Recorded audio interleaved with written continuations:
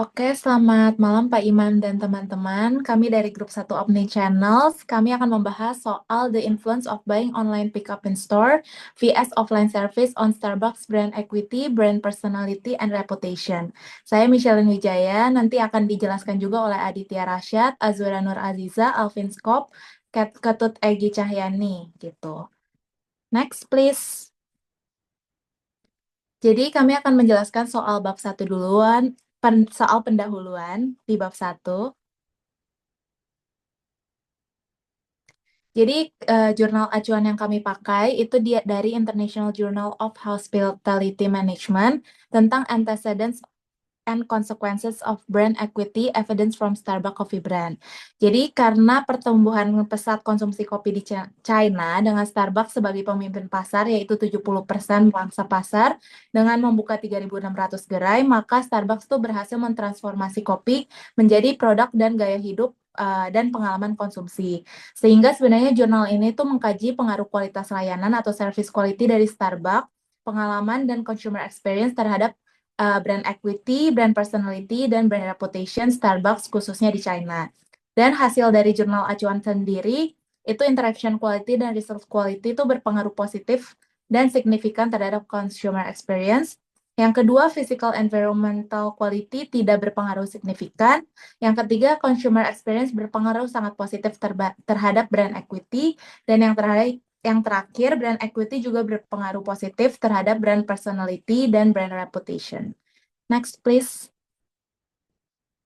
Jadi soal background-nya sendiri, kenapa kami memilih Bopis sebagai penelitian kami? Karena sebenarnya perkembangan retail omnichannel telah mengubah perilaku belanja konsumen dengan menjadi buy online, pick up in store.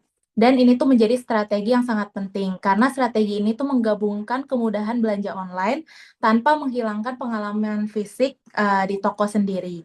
Dan ini tuh mulai dari pandemi COVID-19, sehingga ini tuh mempercepat adopsi Bopis karena menawarkan kenyamanan belanja tanpa biaya pengiriman dan waktu tunggu yang lama, menurut Jin et al. 2022. Sehingga kualitas layanan pick up sebenarnya berpengaruh signifikan terhadap investasi hubungan pelanggan dengan peritel.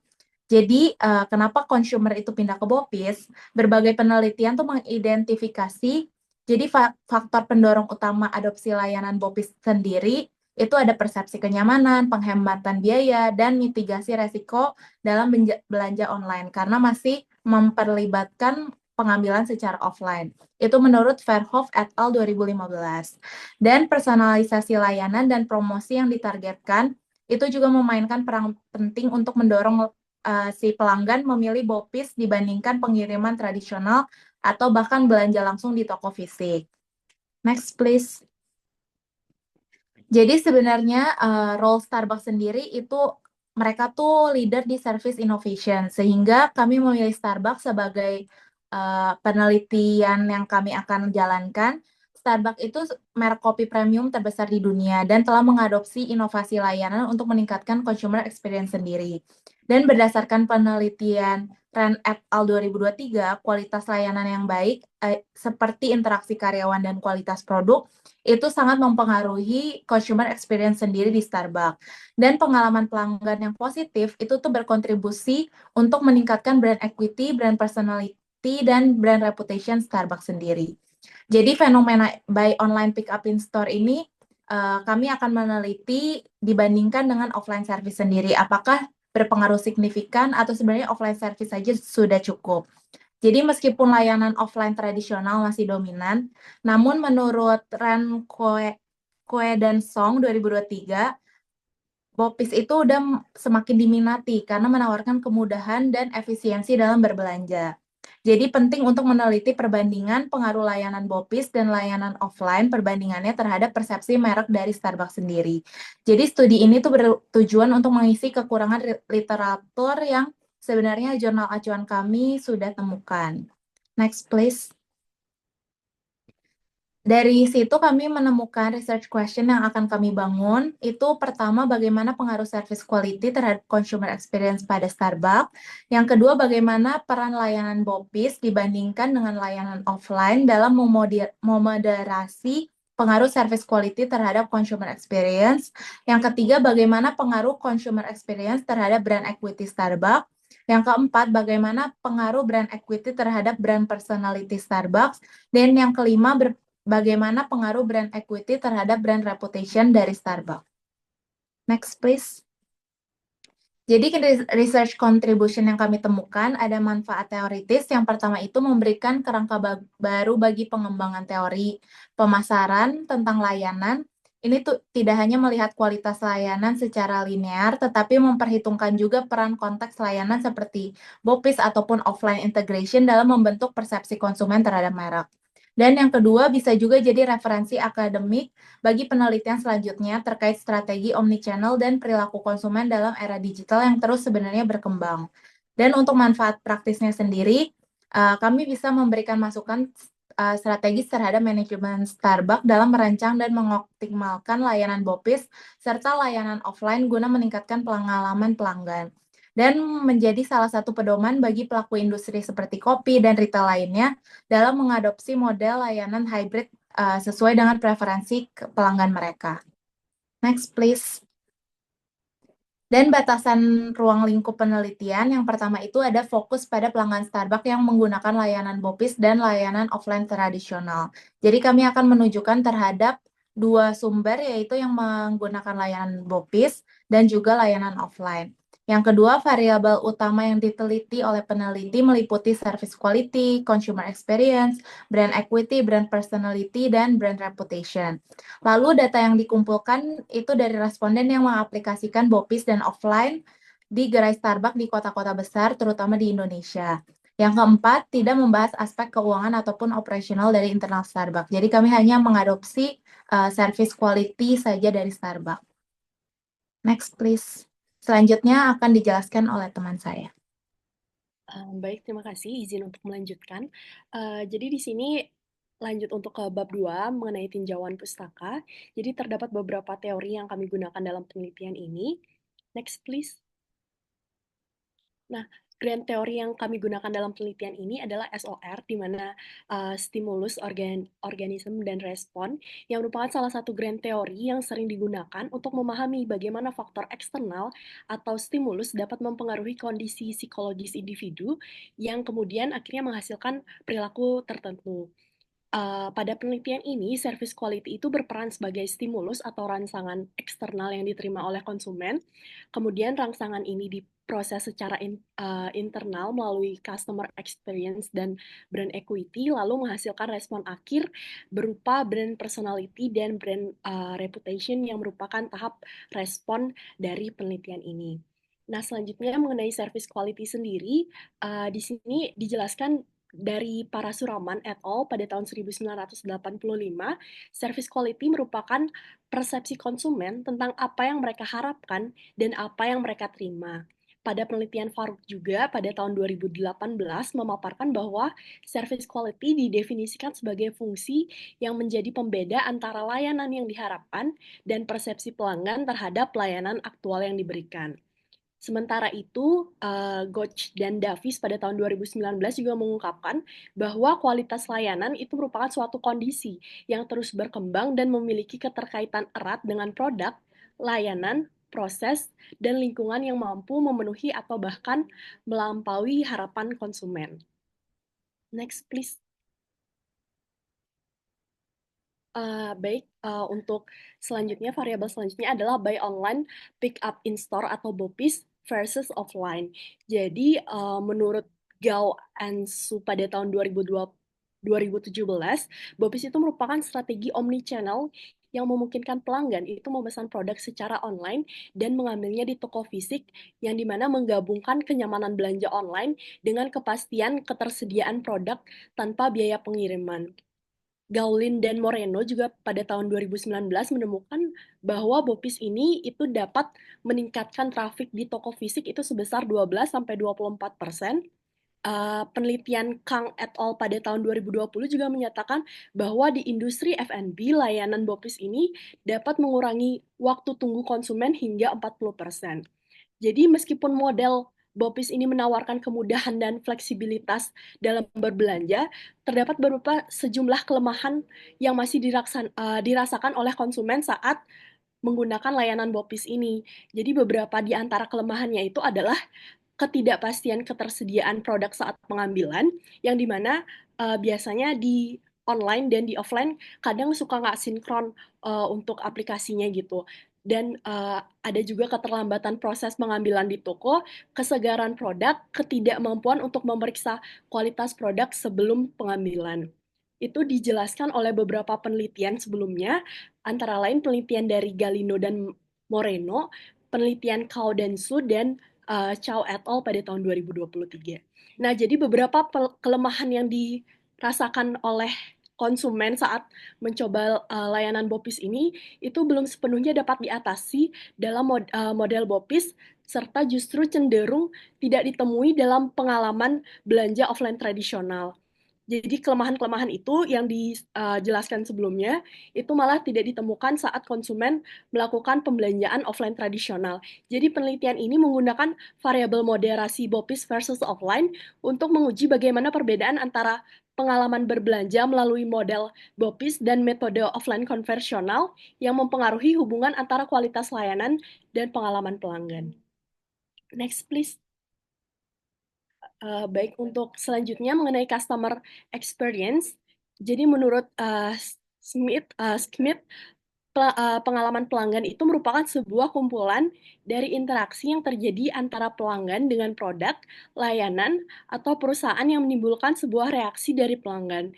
Pengalaman yang dirasakan oleh pelanggan tersebut bersifat personal dan sangat pribadi yang menyiratkan keterlibatan pelanggan pada tingkat yang berbeda secara emosional, sensorik, fisik, spiritual, dan rasional.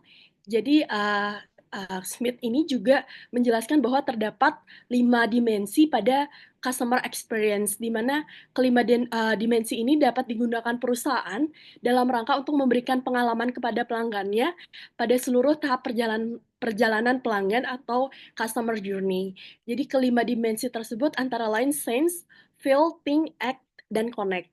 Nah, selanjutnya untuk brand equity, di mana kami menggunakan brand equity menurut Keller pada tahun 2008, yang dimana dijelaskan bahwa brand equity merupakan kumpulan aset dan kewajiban merek yang terkait dengan merek, nama, serta simbolnya yang dapat menambah atau mengurangi nilai yang diberikan oleh suatu produk atau jasa pada perusahaan atau konsumen dari perusahaan tersebut.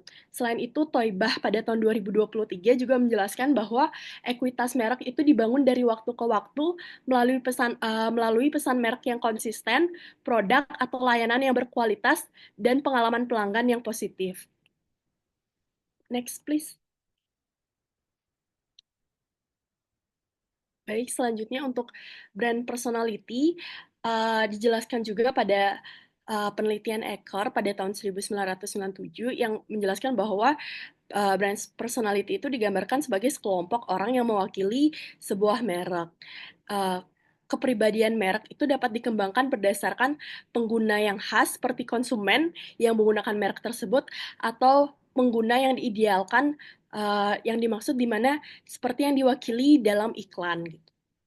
Itu merupakan pendapat dari yang dijelaskan di penelitian Sumarsono pada tahun 2023. Kalau untuk brand reputation, reputasi sendiri menurut Herbig dan Malkwick pada tahun 1995 merupakan estimasi konsistensi dari waktu ke waktu dari atribut suatu entitas. Jadi estimasi ini didasarkan pada kemauan dan kemampuan entitas secara berulang untuk melakukan aktivitas dengan cara yang sama.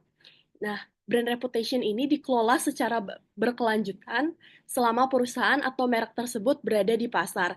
Jadi, tidak mudah mengubah reputasi perusahaan atau merek secara drastis dalam waktu yang singkat. Next, please. Baik, selanjutnya akan dijelaskan oleh Adit. Oke, di sini ada beberapa penelitian terdahulu yang telah membahas mengenai service quality, experience quality, dan pengaruhnya terhadap relationship dan brand personality. Yang pertama adalah dari jurnal acuan kami yang utama, yaitu adalah terkait dengan yang berjudul Antecedents and Consequence of Brand Equity, Evidence from Starbucks Coffee Brand, yang ditulis oleh Rand et al. Di tahun 2023. Di sini ada beberapa variabel. Variabel utamanya itu adalah service quality, dengan variabel dependennya adalah brand personality dan brand reputation. Di sini mereka menggunakan metodologi kuantitatif dengan metode SAM dengan 408 responden di 5 gerai Starbucks di Shenzhen, Cina. Di mana pengumpulan datanya dilakukan menggunakan survei kuesioner tatap muka dengan skala Likert 5 poin. Dan hasil penelitian dari penelitian ini yaitu adalah interaction quality dan result quality itu berpengaruh signifikan terhadap customer experience di Starbucks. Kemudian physical environment quality itu tidak berpengaruh signifikan terhadap customer experience. Customer experience berpengaruh signifikan terhadap brand equity. Dan yang terakhir, brand equity berpengaruh signifikan terhadap brand personality dan brand reputation Starbucks. Nah, selanjutnya penelitian yang kita jadikan untuk acuan juga itu adalah The Speak Up Service Quality Explain Bopis User Store Relationship Performance yang dilakukan penelitiannya oleh Natarajan dan Ragavan di tahun 2024. Di sini mereka menggunakan variabel independennya yaitu Pick Up Service Quality untuk mengukur pengaruhnya terhadap perceived relationship investment, terutama relationship breadth, depth, dan length pada Bopis. Untuk metodologinya, mereka menggunakan kuantitatif, deskriptif, cross-sectional, sorry. Kemudian mereka menggunakan persuasive sampling dengan jumlah responden sebanyak 786 pengguna Bopis di India, menggunakan instrumen kuesioner dengan skala Likert 5 poin, dan analisis data PLSM. Untuk hasilnya di sini adalah pick up service quality itu secara positif mempengaruhi experience quality dan relationship proneness. Kemudian experience quality dan relationship proneness itu memediasi hubungan antara pick up service quality dan perceived relationship investment. Selanjutnya perceived relationship investment itu juga berpengaruh signifikan terhadap relationship breadth, depth, dan length. Yang terakhir, service experience consciousness itu memoderasi secara negatif hubungan langsung antara pickup service quality dan relationship performance, di mana semakin tinggi kesadaran pengguna terhadap pengalaman layanan, itu akan berpengaruh terhadap semakin lemahnya pengaruh pickup service quality terhadap kinerja hubungan. Kemudian penelitian yang terakhir yang kami jadikan acuan itu adalah dual channel retailing strategy versus omnichannel, buy online and pick up in store behavior with reference freshness effect. Ini ditulis oleh Yan Zhao, Yan Huili, Kiao Suguan di tahun 2023. Di sini variabelnya adalah harga, kemudian usaha menjaga kesegaran atau freshness keeping effort, lalu goodwill atau citra merek, terus reference freshness atau ekspektasi terhadap kesegaran konsumen, dan profit atau laba dari perusahaan. Di sini menggunakan model teoritis yang berbasis differential game theory dan penelitian ini dia menganalisis dan membandingkan dua mode saluran distribusi yaitu dual channel retailing strategy atau DCRS dan omni channel buy online and pick up in store atau BOPIS.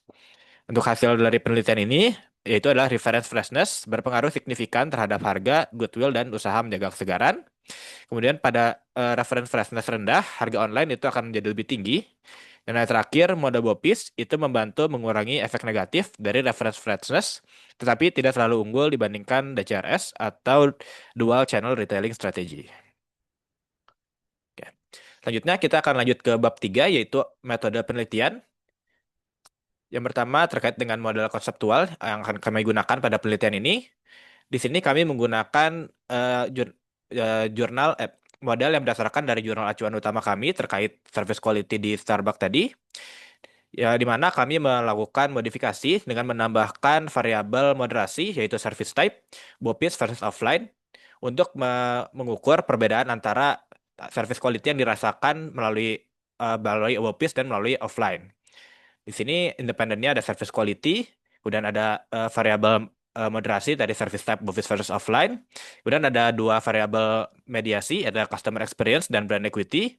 Dan ada dua variabel dependent, yaitu brand personality dan brand reputation. Nah, berdasarkan model yang tadi sudah kami buat dan berdasarkan riset pertanyaan penelitian, terdapat 5 hipotesis yang akan kami gunakan pada penelitian ini. Yang pertama adalah hipotesis 1A, service quality itu secara positif mempengaruhi customer experience.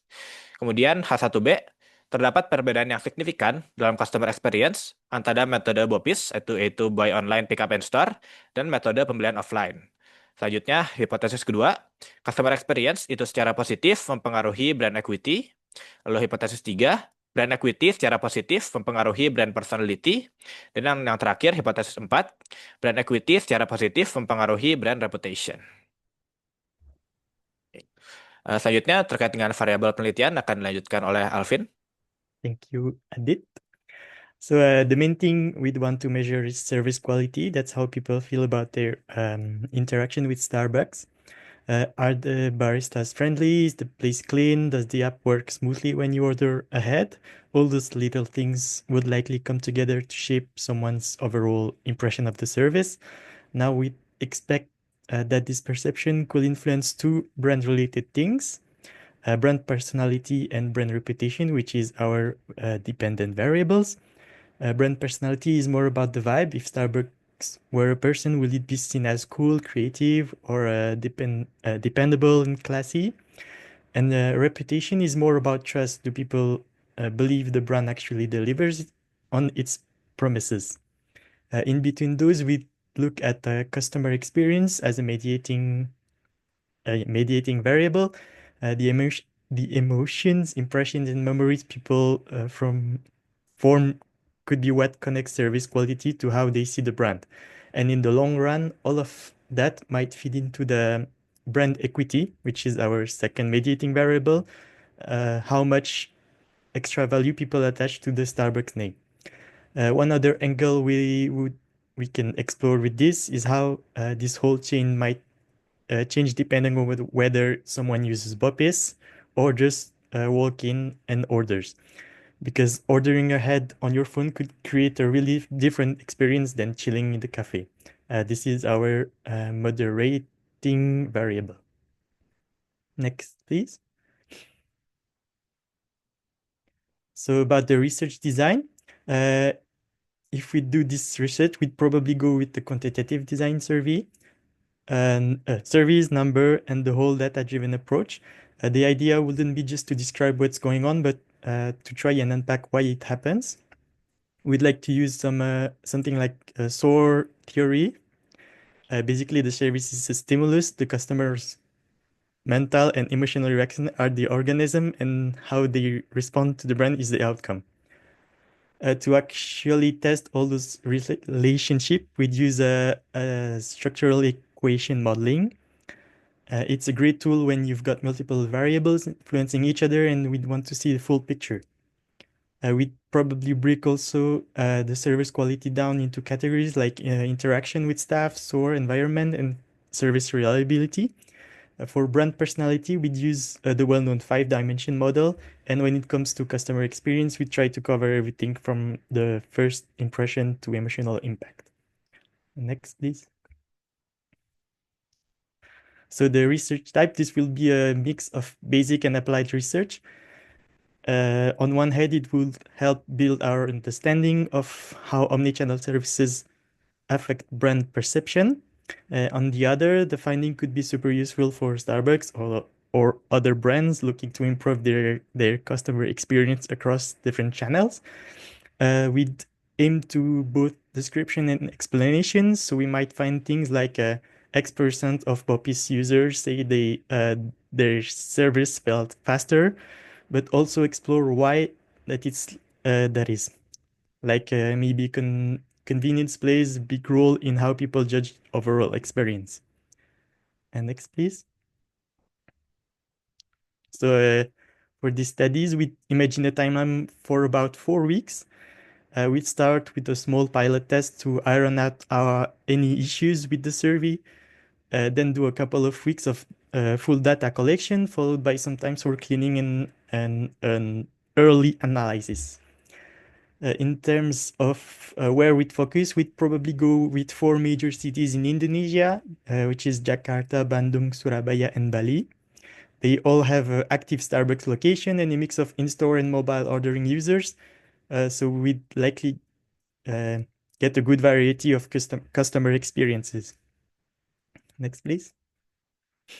And as for who we'd want to survey, it'd be people who actually used Starbucks recently, either through Bopis or in store, maybe within the last 3 months. We'd probably focus on adults aged 17 to 60, since that seems to match the brand's typical customer base.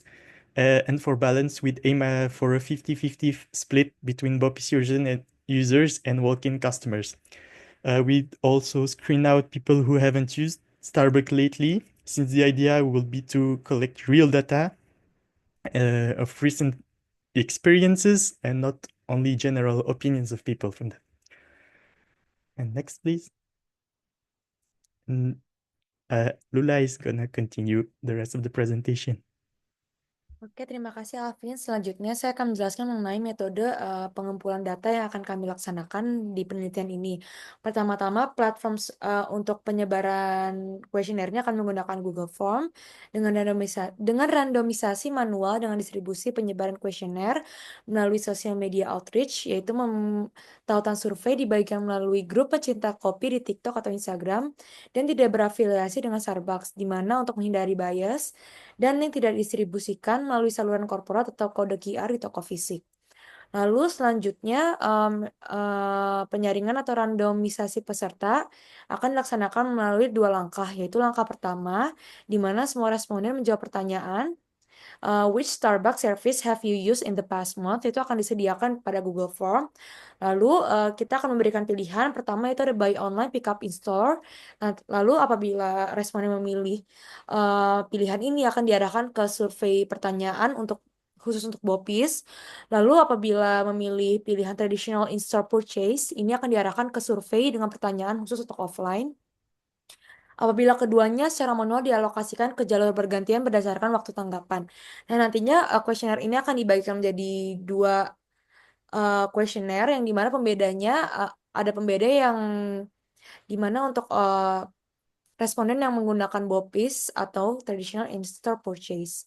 Lalu langkah kedua, respon yang tidak memenuhi syarat, misalnya menjawab neither, akan keluar dengan tampilan Google Form dengan ucapan terima kasih. Next, please. Lalu dalam pengumpulan data juga kita akan mematuhi etika-etika dalam pengumpulan data, yaitu partisipan harus melakukan survei ini dengan sukarela dengan pernyataan pembuka, yaitu survei akademik anonim. Ini akan memakan waktu 5 menit. Partisipasi Anda bersifat sukarela. Lalu kita juga akan memastikan privasi data oleh responden juga. Lalu kita sebelum menyebarkan kuesioner ini sesuai dengan penelitian kita akan melakukan uji coba pilot dulu ke 20 responden dulu, yaitu 10 BOPIS dan 10 responden offline. Next, please. Nah, selanjutnya ini merupakan kuesioner yang akan disebarkan kepada responden nantinya. Nah, pembedanya, sudah saya mention sebelumnya akan ada 2 jenis kuesioner. Yang pertama itu kuesioner yang dikhususkan untuk pelanggan BOPIS dan yang dikhususkan untuk pelanggan yang membeli Starbucks secara offline gitu. Nah, pembedanya cuma ada di dimensi service quality. Nah, di service quality ini indikatornya pertanyaannya pertama ada karyawan Starbucks dengan cepat memperbaiki dan merespons kesalahan saat pengambilan online. Lalu karyawan Starbucks bersedia membantu pelanggan saat pengambilan pesanan online. Lalu karyawan Starbucks memberikan layanan cepat saat pengambilan pesanan online. Area pengambilan pesanan di Starbucks nyaman untuk pelanggan. Lalu kualitas produk yang dipesan online memuaskan. Next, please. Lalu ini kuesioner untuk responden yang pada past month ini lebih cenderung membeli Starbucks secara offline. Yaitu dimensinya itu service quality, yaitu pertama indikatornya ada karyawan Starbucks dengan cepat memperbaiki dan menanggapi kesalahan. Lalu ada karyawan Starbucks bersedia mampu membantu pelanggan. Karyawan Starbucks memberikan layanan dengan cepat kepada pelanggan. Starbucks memiliki suasana yang nyaman untuk menikmati kopi. Produk yang dibeli langsung di Starbucks memiliki kualitas yang baik. Next, please. Lalu kuesioner ini kalau yang ini berlaku untuk responden offline atau responden yang cenderung ke BOPIS. Nah, pertama ada dimensi customer experience, yaitu pengalaman saya di Starbucks sangat menyenangkan. Lalu saya melupakan rutinitas harian saya saat berada di Starbucks. Lalu Starbucks memberikan pengalaman yang berkesan. Lalu di dimensi brand equity ada indikator Starbucks sangat antusias terhadap pelanggannya, Starbucks sangat dapat dipercaya, Starbucks memberikan bantuan yang dapat diandalkan kepada pelanggan, Starbucks memiliki semangat inovatif. Lalu di dimensi brand personality ada indikator saya merasa aman ketika membeli produk Starbucks. Kampanye pemasaran Starbucks dinamis. Dengan membeli Starbucks saya merasa diterima oleh semua orang.